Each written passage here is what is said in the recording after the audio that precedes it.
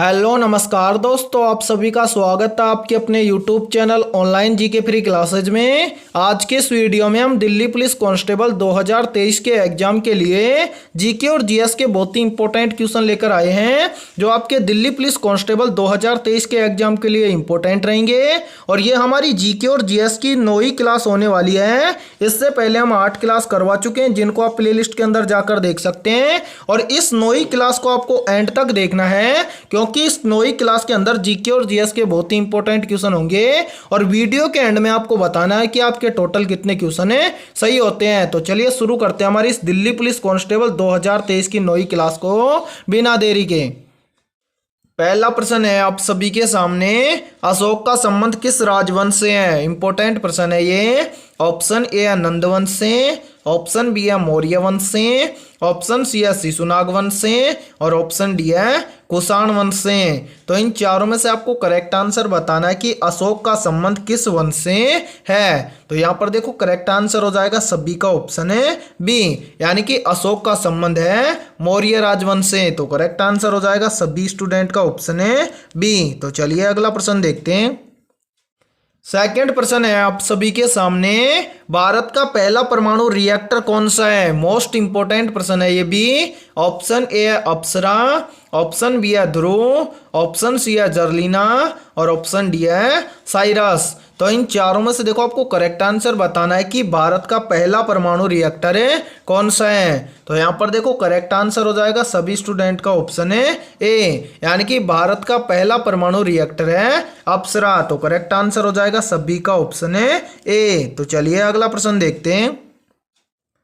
तीसरा प्रश्न है आप सभी के सामने, भारत का सबसे लंबा राष्ट्रीय राजमार्ग कौन सा है? इंपॉर्टेंट प्रश्न है ये। ऑप्शन ए है NH1, ऑप्शन बी है NH8, ऑप्शन सी है NH44 और ऑप्शन डी है NH11। तो यहाँ पर देखो इन चारों में से आपको करेक्ट आंसर बताना है कि भारत का सबसे लंबा राष्ट्रीय राजमार्ग कौन सा है। तो यहाँ पर देखो करेक्ट आंसर हो जाएगा सभी का ऑप्शन है सी, यानी कि भारत का सबसे लंबा राष्ट्रीय राजमार्ग है NH44। याद रखना, ये काफी बार एग्जाम के अंदर पूछा जाता है कि भारत का सबसे लंबा राष्ट्रीय राजमार्ग कौन सा है। तो याद रखना कौन सा है भारत का सबसे लंबा राष्ट्रीय राजमार्ग, तो NH44 है भारत का सबसे लंबा राष्ट्रीय राजमार्ग। तो करेक्ट आंसर हो जाएगा सभी स्टूडेंट का ऑप्शन है सी। तो चलिए अगला प्रश्न देखते हैं।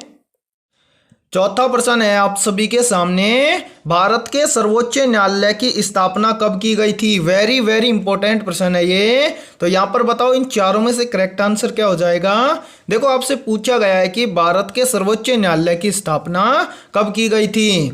ऑप्शन ए है 1950 में, ऑप्शन बी है 1935 में, ऑप्शन सी है 1961 में और ऑप्शन डी है 1947 में। तो यहाँ पर देखो इन चारों में से करेक्ट आंसर हो जाएगा सभी का ऑप्शन है ए, यानी कि भारत के सर्वोच्च न्यायालय की स्थापना हुई थी 1950 में। तो करेक्ट आंसर हो जाएगा सभी का ऑप्शन है ए। तो चलिए अगला प्रश्न देखते हैं। पांचवा प्रश्न है आप सभी के सामने, भारत में लोकपाल का प्रतीक चिन्ह का डिजाइन किसने तैयार किया है? ऑप्शन ए है दीपक पूनिया ने, ऑप्शन बी है कामा रेड्डी ने, ऑप्शन सी है प्रशांत मिश्रा ने और ऑप्शन डी है बीपी राजू ने। तो यहाँ पर देखो इन चारों में से आपको करेक्ट आंसर बताना है कि भारत में लोकपाल का प्रतीक चिन्ह का डिजाइन किसने तैयार किया है। तो यहाँ पर देखो इन चारों में से करेक्ट आंसर हो जाएगा सभी का ऑप्शन है सी, यानी कि भारत में जो लोकपाल का प्रतीक चिन्ह का डिजाइन तैयार किया है वो तैयार किया है प्रशांत मिश्रा ने। तो करेक्ट आंसर हो जाएगा सभी का ऑप्शन है सी। और यदि ये वीडियो आपको पसंद आ रही है तो एक बार इस वीडियो को लाइक कर दो, और चैनल पर यदि आप पहली बार जुड़े हो तो चैनल को कर लो सब्सक्राइब और बेल आइकन को प्रेस करना, ताकि आने वाली नई वीडियो का नोटिफिकेशन भी आपको सबसे पहले देखने को मिले।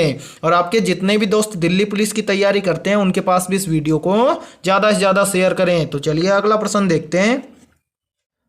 छठा प्रश्न है आप सभी के सामने, कोशिका केंद्रक की खोज सर्वप्रथम किसने की थी? इंपॉर्टेंट प्रश्न है ये। ऑप्शन ए है ल्यूवेन होक ने, ऑप्शन बी है स्वान ने, ऑप्शन सी है रॉबर्ट ब्राउन ने और ऑप्शन डी है इनमें से कोई नहीं। तो इन चारों में से आपको करेक्ट आंसर बताना है कि कोशिका केंद्रक की खोज सर्वप्रथम किसने की थी। तो करेक्ट आंसर हो जाएगा इन चारों में से सभी का ऑप्शन है सी, यानी कि कोशिका केंद्रक की खोज सर्वप्रथम की थी रॉबर्ट ब्राउन ने। तो करेक्ट आंसर हो जाएगा सभी का ऑप्शन है सी। तो चलिए अगला प्रश्न देखते हैं। सातवां प्रश्न है आप सभी के सामने, रेबीज के टीके की खोज किसने की थी? ऑप्शन ए है एडवर्ड जेनर ने, ऑप्शन बी है लुइस पाश्चर ने, ऑप्शन सी है अलेक्जेंडर फ्लेमिंग ने और ऑप्शन डी है इनमें से कोई नहीं। तो इन चारों में से आपको करेक्ट आंसर बताना है कि रेबीज के टीके की खोज किसने की थी। तो यहाँ पर देखो करेक्ट आंसर हो जाएगा सभी स्टूडेंट का ऑप्शन है बी, यानी कि रेबीज के टीके की खोज की थी लुइस पाश्चर ने। तो करेक्ट आंसर कर लेंगे सभी स्टूडेंट ऑप्शन है बी। तो चलिए अगला प्रश्न देखते हैं। आठवां प्रश्न है आप सभी के सामने, फेफड़ों को ढकने वाला आवरण क्या कहलाता है? ऑप्शन ए है सीरोसा, ऑप्शन बी है प्लूरा, ऑप्शन सी है कार्डियम और ऑप्शन डी है पेरिटोनियम। तो इन चारों में से देखो आपको करेक्ट आंसर बताना है कि फेफड़ों को ढकने वाला आवरण क्या कहलाता है। तो इन चारों में से करेक्ट आंसर हो जाएगा सभी का ऑप्शन है बी, यानी कि फेफड़ों को ढकने वाला आवरण कहलाता है प्लूरा। तो करेक्ट आंसर हो जाएगा सभी का ऑप्शन है बी। और आज के इस वीडियो में जीके जीएस के बहुत ही इंपॉर्टेंट क्वेश्चन होंगे, इसलिए इस वीडियो को आपको एंड तक देखना है। तो चलिए अगला प्रश्न देख लेते हैं। नौवां प्रश्न है आप सभी के सामने, मगरमच्छ का हृदय कितने कक्ष का होता है? ऑप्शन ए है 2 कक्ष का, ऑप्शन बी है 3 कक्ष का, ऑप्शन सी है 4 कक्ष का और ऑप्शन डी है 5 कक्ष का। तो यहाँ पर देखो इन चारों में से करेक्ट आंसर हो जाएगा सभी का ऑप्शन है सी, यानी कि जो मगरमच्छ होता है उसका हृदय होता है 4 कक्ष का। तो करेक्ट आंसर हो जाएगा सभी का ऑप्शन है सी। और यहाँ पर देखो काफी बार एग्जाम में पूछ लिया जाता है कि मानव हृदय कितने कक्ष का होता है। तो याद रखना मानव हृदय भी 4 कक्ष का होता है। याद रखना 4 कक्ष कौन कौन से होते हैं। तो यहाँ पर देखो 2 तो क्या होते हैं, आलिंद होते हैं और 2 क्या होते हैं, निलय होते हैं। इस प्रकार से मनुष्य का हृदय भी कितने कक्ष का होता है, 4 कक्ष का होता है। और यहाँ पर देखो पूछा गया है कि मगरमच्छ का हृदय कितने कक्ष का होता है, तो मगरमच्छ का हृदय भी होता है 4 कक्ष का। तो चलिए अगला प्रश्न देखते हैं। 10वां प्रश्न है आप सभी के सामने, कौन से गोलमेज सम्मेलन में महात्मा गांधी जी ने भाग लिया था? इंपॉर्टेंट प्रश्न है ये। ऑप्शन ए है प्रथम गोलमेज सम्मेलन 1930 में, ऑप्शन बी है द्वितीय गोलमेज सम्मेलन 1931 में, ऑप्शन सी है तृतीय गोलमेज सम्मेलन 1932 में और ऑप्शन डी है उपयुक्त सभी। तो यहाँ पर देखो इन चारों में से आपको करेक्ट आंसर बताना है कि महात्मा गांधी जी ने कौन से गोलमेज सम्मेलन में भाग लिया था। तो यहाँ पर देखो करेक्ट आंसर हो जाएगा सभी का ऑप्शन है बी, यानी कि गोलमेज सम्मेलन जो सेकंड हुआ था, यानी कि द्वितीय गोलमेज सम्मेलन 1931 के अंदर भाग लिया था महात्मा गांधी जी ने। तो करेक्ट आंसर हो जाएगा सभी का ऑप्शन है बी। तो चलिए अगला प्रश्न देखते हैं। 11वां प्रश्न है आप सभी के सामने, निम्न में से कौन सी धातु इटाई इटाई रोग पैदा करती है? या फिर देखो इस प्रश्न को ऐसे भी पूछ लिया जाता है कि इटाई इटाई नामक रोग कौन सी धातु पैदा करती है? ऑप्शन ए है क्रोमियम धातु, ऑप्शन बी है कैडमियम धातु, ऑप्शन सी है कोबाल्ट धातु और ऑप्शन डी है कॉपर धातु। तो इन चारों में से आपको करेक्ट आंसर बताना है कि कौन सी धातु इटाई इटाई रोग पैदा करती है। तो यहाँ पर देखो करेक्ट आंसर हो जाएगा सभी स्टूडेंट का ऑप्शन है बी, यानी कि जो कैडमियम धातु होती है ये रोग पैदा करती है इटाई इटाई नामक। तो करेक्ट आंसर हो जाएगा सभी का ऑप्शन है बी। तो चलिए अगला प्रश्न देखते हैं। 12वां प्रश्न है आप सभी के सामने, भारतीय खेल प्राधिकरण की स्थापना किस वर्ष की गई थी? इंपॉर्टेंट प्रश्न है ये। ऑप्शन ए है 1986 में, ऑप्शन बी है 1983 में, ऑप्शन सी है 1984 में और ऑप्शन डी है 1992 में। तो यहाँ पर देखो करेक्ट आंसर हो जाएगा सभी का ऑप्शन है सी, यानी कि भारतीय खेल प्राधिकरण की स्थापना की गई थी 1984 के अंदर। तो करेक्ट आंसर हो जाएगा सभी स्टूडेंट का ऑप्शन है सी। और यहाँ पर देखो एक प्रश्न और भी पूछ लिया जाता है कि भारतीय खेल प्राधिकरण का मुख्यालय कहाँ पर स्थित है? तो याद रखना कहाँ पर स्थित है, तो स्थित है ये दिल्ली के अंदर, ठीक है। यानी कि भारतीय खेल प्राधिकरण का मुख्यालय स्थित है दिल्ली के अंदर। और स्थापना कब हुई थी? 1984 के अंदर। दोनों प्रश्न इंपॉर्टेंट है, याद रखना इनको। तो चलिए अगला प्रश्न देखते हैं। 13वां प्रश्न है आप सभी के सामने, निम्नलिखित में से कौन सा प्रत्यक्ष कर का उदाहरण है? ऑप्शन ए है केंद्रीय उत्पाद शुल्क, ऑप्शन बी है सेवा करें, ऑप्शन सी है बिक्री करें और ऑप्शन डी है आय करें। तो इन चारों में से आपको करेक्ट आंसर बताना है कि कौन सा प्रत्यक्ष कर का उदाहरण है। तो करेक्ट आंसर हो जाएगा सभी का ऑप्शन है डी, यानी कि इन चारों में से जो आयकर है ये प्रत्यक्ष कर का उदाहरण है। बाकी याद रखना जो केंद्रीय उत्पाद शुल्क, सेवा कर और बिक्री कर ये तीनों के तीनों क्या हैं? अप्रत्यक्ष कर हैं। क्या है? अप्रत्यक्ष कर। इनको भी साथ में याद रखना। तो करेक्ट आंसर हो जाएगा सभी का ऑप्शन है डी। तो चलिए अगला प्रश्न देखते हैं।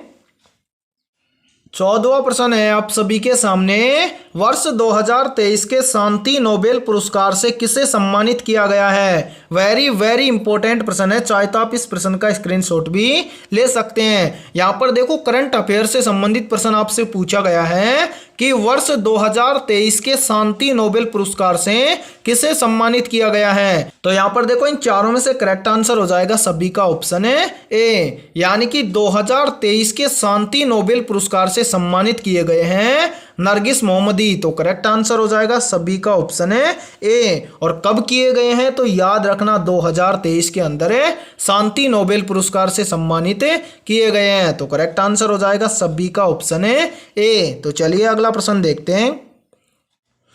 15वां प्रश्न है आप सभी के सामने, अभिलेखों का अध्ययन क्या कहलाता है? ऑप्शन ए है इपिग्राफी, ऑप्शन बी है पॉलीग्राफी, ऑप्शन सी है सीस्मोग्राफी और ऑप्शन डी है एंटोग्राफी। तो इन चारों में से आपको करेक्ट आंसर बताना है कि अभिलेखों का अध्ययन क्या कहलाता है। तो यहाँ पर देखो करेक्ट आंसर हो जाएगा इन चारों में से सभी का ऑप्शन है ए, यानी कि अभिलेखों का अध्ययन कहलाता है इपिग्राफी। तो करेक्ट आंसर हो जाएगा सभी का ऑप्शन है ए। तो चलिए अगला प्रश्न देखते हैं। 16वां प्रश्न है आप सभी के सामने, भक्ति आंदोलन के जन्मदाता कौन थे? ऑप्शन ए है रामानंद, ऑप्शन बी है रामानुजाचार्य, ऑप्शन सी है गुरु नानक और ऑप्शन डी है कबीर। तो इन चारों में से आपको करेक्ट आंसर बताना है कि भक्ति आंदोलन के जन्मदाता कौन थे। तो यहाँ पर देखो करेक्ट आंसर हो जाएगा सभी का ऑप्शन है बी, यानी कि भक्ति आंदोलन के जन्मदाता थे रामानुजाचार्य। तो करेक्ट आंसर हो जाएगा सभी का ऑप्शन है बी। तो चलिए अगला प्रश्न देखते हैं। 17वां प्रश्न है आप सभी के सामने, भारत का सबसे बड़ा चिड़ियाघर कहाँ है? ऑप्शन ए है कोलकाता में, ऑप्शन बी है पटना में, ऑप्शन सी है मुंबई में और ऑप्शन डी है मद्रास में। तो इन चारों में से करेक्ट आंसर क्या हो जाएगा? जल्दी से बताओ कमेंट सेक्शन के अंदर है। यहाँ पर देखो आपसे पूछा गया है कि भारत का सबसे बड़ा चिड़ियाघर है कहाँ पर है? तो यहाँ पर देखो करेक्ट आंसर हो जाएगा सभी का ऑप्शन है ए, यानी कि भारत का सबसे बड़ा चिड़ियाघर है कोलकाता में। तो करेक्ट आंसर हो जाएगा सभी का ऑप्शन है ए। तो चलिए अगला प्रश्न देखते हैं। 18वां प्रश्न है आप सभी के सामने, भारत की सीमा सबसे ज्यादा किस देश से लगती है? इंपॉर्टेंट प्रश्न है ये। ऑप्शन ए है चीन से, ऑप्शन बी है भूटान से, ऑप्शन सी है इंडोनेशिया से और ऑप्शन डी है बांग्लादेश से। तो इन चारों में से आपको करेक्ट आंसर बताना है कि भारत की सीमा सबसे ज़्यादा किस देश से लगती है। तो करेक्ट आंसर हो जाएगा सभी का ऑप्शन है डी, यानी कि भारत की सीमा सबसे ज़्यादा लगती है बांग्लादेश की सीमा से। तो करेक्ट आंसर हो जाएगा सभी का ऑप्शन है डी। तो चलिए अगला प्रश्न देखते हैं। 19वां प्रश्न है आप सभी के सामने, निकोबार की सबसे ऊंची चोटी कौन सी है? तो इन चारों में से आपको करेक्ट आंसर बताना है जल्दी से कमेंट सेक्शन के अंदर है कि निकोबार की सबसे ऊंची चोटी कौन सी है। तो करेक्ट आंसर हो जाएगा सभी का ऑप्शन है सी, यानी कि निकोबार की सबसे ऊंची चोटी है माउंट धूलियर। तो करेक्ट आंसर हो जाएगा सभी का ऑप्शन है सी। तो चलिए अगला प्रश्न देखते हैं। 20वां प्रश्न है आप सभी के सामने, भारत में युद्ध टैंक कहाँ बनाए जाते हैं? ऑप्शन ए है आवड़ी में, ऑप्शन बी है खड़गवालसा में, ऑप्शन सी है बेंगलोर में और ऑप्शन डी है रुड़की में। तो इन चारों में से आपको करेक्ट आंसर बताना है कि भारत में युद्ध टैंक कहाँ बनाए जाते हैं। तो यहाँ पर देखो इन चारों में से करेक्ट आंसर हो जाएगा सभी का ऑप्शन है ए, यानी कि भारत में जो रुड़की है रुड़की के अंदर बनाए जाते हैं युद्ध टैंक। तो करेक्ट आंसर हो जाएगा सभी का ऑप्शन है ए। और यदि किसी भी क्वेश्चन में आपको कोई भी डाउट हो तो आप कमेंट सेक्शन के अंदर पूछ सकते हैं। तो चलिए अगला प्रश्न देखते हैं। 21वां प्रश्न है आप सभी के सामने, लोकसभा में शून्यकाल की अवधि अधिकतम कितनी होती है। या फिर देखो इस प्रश्न को ऐसे भी पूछ लिया जाता है कि भारतीय लोकसभा में शून्यकाल की अवधि कितने घंटे की होती है। ऑप्शन ए है आधा घंटा की, ऑप्शन बी है 1 घंटे की, ऑप्शन सी है 2 घंटे की और ऑप्शन डी है 3 घंटे की। तो इन चारों में से करेक्ट आंसर हो जाएगा सभी का ऑप्शन है बी, यानी कि लोकसभा में, यानी कि भारतीय लोकसभा में शून्यकाल की अधिकतम अवधि होती है 1 घंटे की। तो करेक्ट आंसर हो जाएगा सभी का ऑप्शन है बी। तो चलिए अगला प्रश्न देखते हैं। 22वां प्रश्न है आप सभी के सामने, पंचतंत्र किस काल में लिखा गया था। ऑप्शन ए है मौर्य काल में, ऑप्शन बी है गुलाम काल में, ऑप्शन सी है सैयद काल में और ऑप्शन डी है गुप्त काल में। तो इन चारों में से आपको करेक्ट आंसर बताना है कि पंचतंत्र किस काल में लिखा गया था। तो करेक्ट आंसर हो जाएगा सभी का ऑप्शन है डी, यानी कि पंचतंत्र लिखा गया था गुप्त काल में। तो करेक्ट आंसर हो जाएगा सभी का ऑप्शन है डी। तो चलिए अगला प्रश्न देखते हैं। 23वां प्रश्न है आप सभी के सामने, भारत में हिमालय की सबसे ऊंची चोटी कौन सी है। ऑप्शन ए है कंचनजंगा, ऑप्शन बी है अनाईमुड़ी, ऑप्शन सी है दोदा बेटा और ऑप्शन डी है काराकोरम। तो इन चारों में से आपको करेक्ट आंसर बताना है कि भारत में हिमालय की सबसे ऊंची चोटी कौन सी है। तो करेक्ट आंसर हो जाएगा सभी का ऑप्शन है ए, यानी कि भारत में हिमालय की सबसे ऊंची चोटी है कंचनजंगा। तो करेक्ट आंसर हो जाएगा सभी का ऑप्शन है ए। तो चलिए अगला प्रश्न देखते हैं। 24वां प्रश्न है आप सभी के सामने, संविधान के किस अनुच्छेद में जीवन जीने का अधिकार है। मोस्ट इंपोर्टेंट प्रश्न है ये।